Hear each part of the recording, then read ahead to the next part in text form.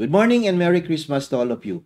Welcome to our new segment, Your Question, My Answer. If you're new here, do not forget to subscribe and hit the notification bell for future update. We will start now.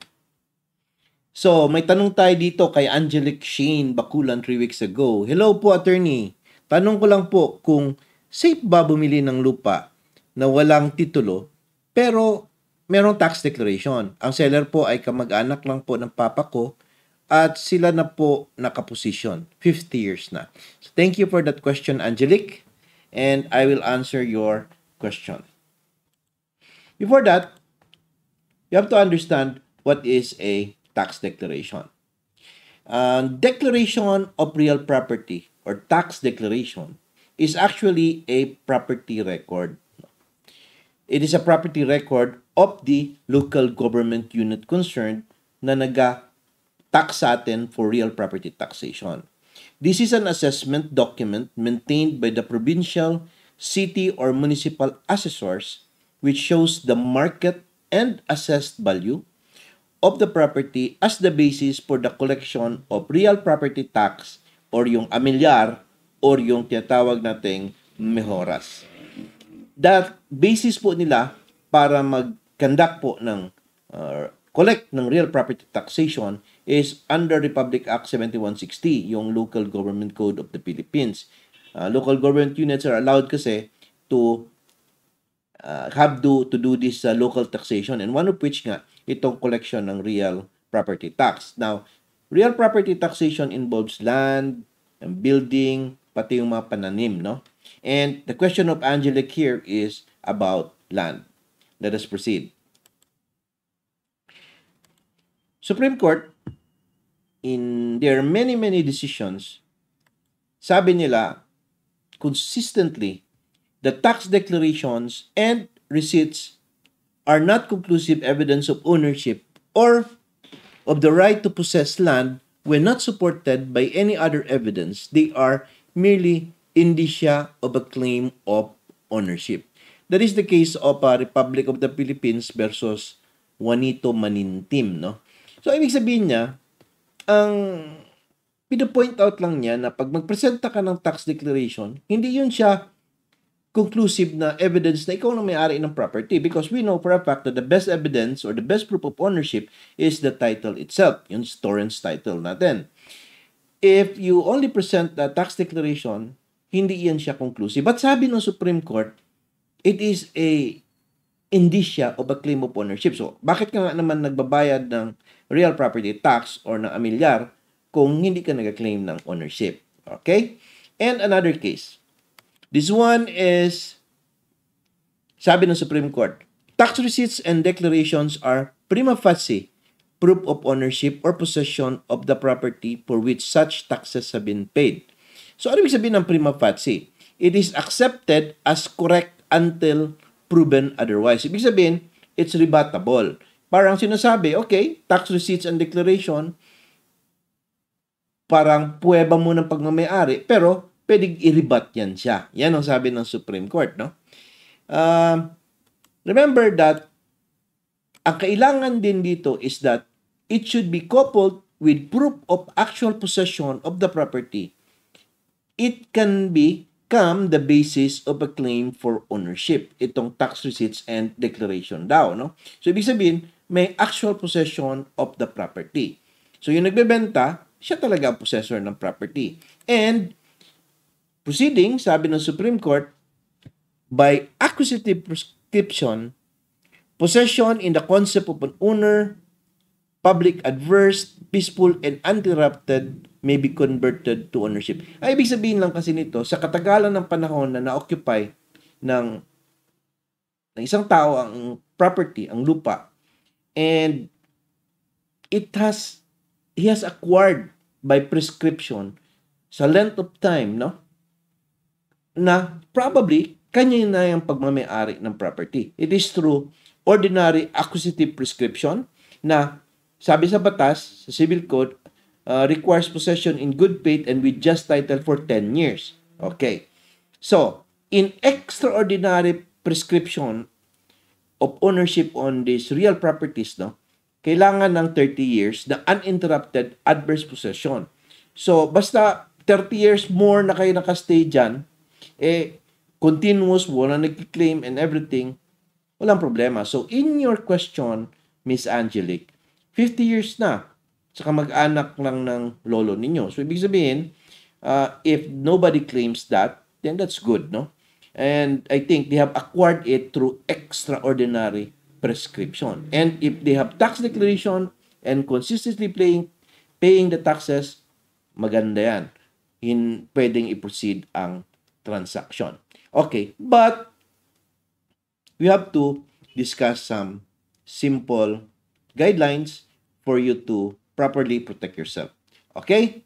So, ang tanong, safe ba, attorney, bumili ng property na tax declaration? And based on your question, ito, Angelica. Okay, it's risky, Angelic, no?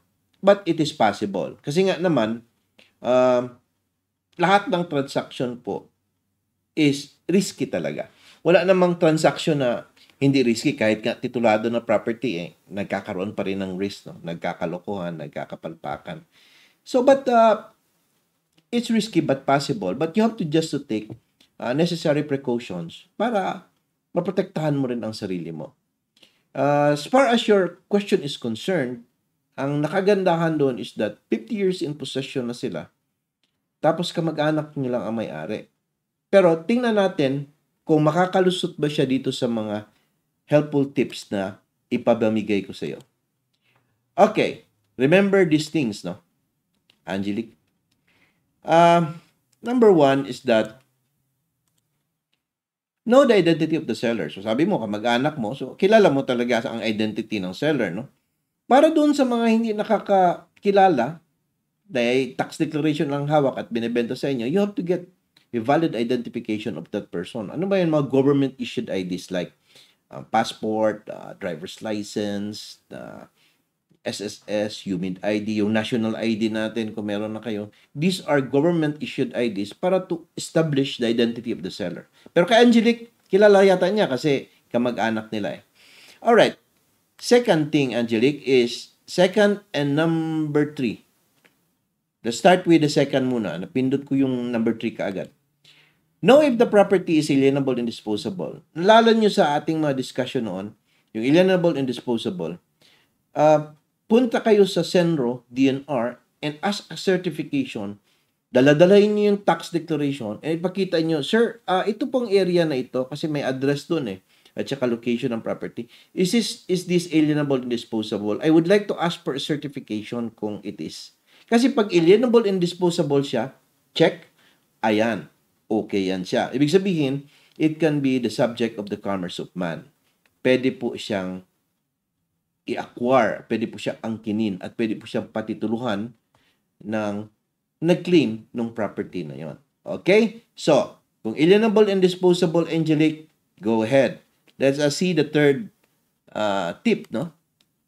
Know if the seller is in possession of the property without any claim of ownership by others. Ang sinabi mo lang sa akin is 50 years na in possession ng kamag-anak lang ng lolo mo. But I would like to know if wala bang nagki-claim na iba. Kasi minsan sa mga kamag-anak nandyan yung mga claim, akin yan, hindi yan sa kanya, may aming pagmamayari. Alam mo, claim of ownership. So, the best is that you have to ask around. Kaya kamag-anak lang naman kayo. And then you conduct ocular inspection. Kung sino nakapossession doon, tanungin nyo bakit nandun sila.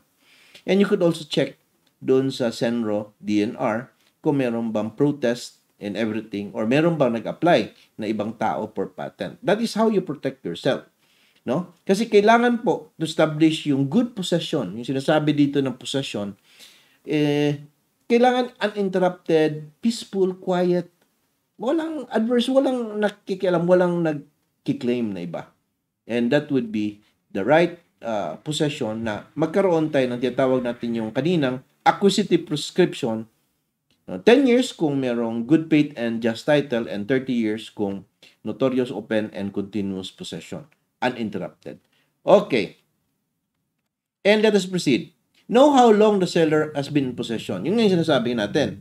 Now, 10 years, kunyari, ang nagbenta sa inyo is bago lang may-ari, tingnan nyo sa tax declaration kung gaano nakatagal yung pinanggalingan noon.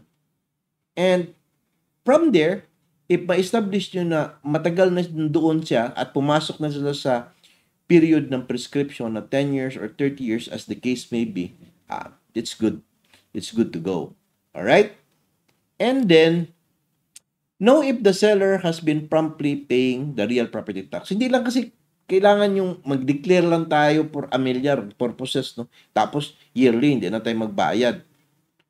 Although may some Supreme Court decision says na basta kahit minsan napapalpak tayong bayad, nakakaligtaan, basta nagbabayad, okay lang daw. Pero on my part, as my tip, kailangan make sure na yung real property tax has been promptly paid. Kaya nga, nakiklaim ka ng ownership ng property na yan, wala kang ang title, then hindi mo pabayaran ng regularly. So, prompt payment of real property tax, yan ang tingnan mo, Angelique. Alright?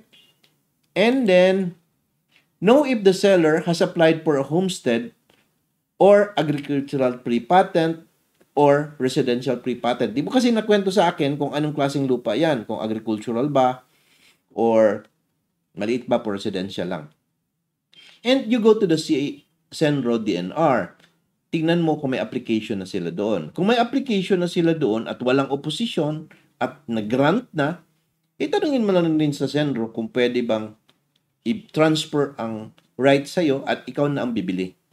At if you're qualified, Senro may allow you and then you will be down the new applicant after paying some fees and later on, possible na the title will be released under your name. The patent title, no? Either homestead or agricultural pre-patent or residential pre-patent as the case may be, depende sa klase ng lupa na na-applyan. Ngayon, kung wala ang application sa homestead or agricultural pre-patent, yung nagbebenta sa iyo, yung kamag-anak ninyo, okay lang din yon. Pwede ka namang ikaw mag-apply kasi pag na-transfer na sa iyo yung interest or yung property sa iyo at nabili mo na, pwede ka namang ikaw na mag-apply. And i-prove mo lang na yung predecessor interest mo, kamag-anak mo, has been there for 50 years already, as you said. Right? So, yun po. And then, remember, Angelique, that in buying property where the evidence of ownership is tax declaration, you only acquired the rights of the transferor. Para kasing, you just fill into the shoes of that transferor. So, kung anong karapatan po nung nagbenta sa'yo, yun lang din ang karapatan na makukuha mo. Kung ang karapatan niya is hanggang possession lang, hanggang possession ka lang. Pero kung malinis ang possession niya, uninterrupted, yung sinasabi mo 50 years, walang nag-claim na iba, ma-acquire mo yung tinatawag na extraordinary acquisitive prescription na sila na ang may-ari. So, ikaw na rin ang may-ari niyan. So, you have now the right to apply for a land patent title with the Senro DNR. So, ganun lang yun, no? Kung anong karapatan nila, yun din ang matatanggap mo. Until such time na mapatituluhan mo ito sa pangalan mo through the application of a proper land patent. Okay? So, do not forget that, Angelique, no? I hope I have answered your question. And take note that in dealing these kind of things, pinaka-importante po, sumangguni rin po kayo ng abogado dyan sa lugar ninyo. And bear in mind what I said to you and discuss it with the lawyer also. And baka may makita pa siya na isang mga bagay na hindi ko pa na-discuss. Kasi take note that I only relied on what you said or you posted on the comment section. So, hindi kompleto ang detalye. Mas mainam sumangguni po kayo. Okay? So, kaya I have this disclaimer, no? Na I only answer based on the facts that you presented to me. And it may have a different opinion kapag may different detalye na hindi mo naibigay sa akin. So, with that, Angelique, and to everyone else, thank you so much for listening. And again, happy holidays. Bye-bye.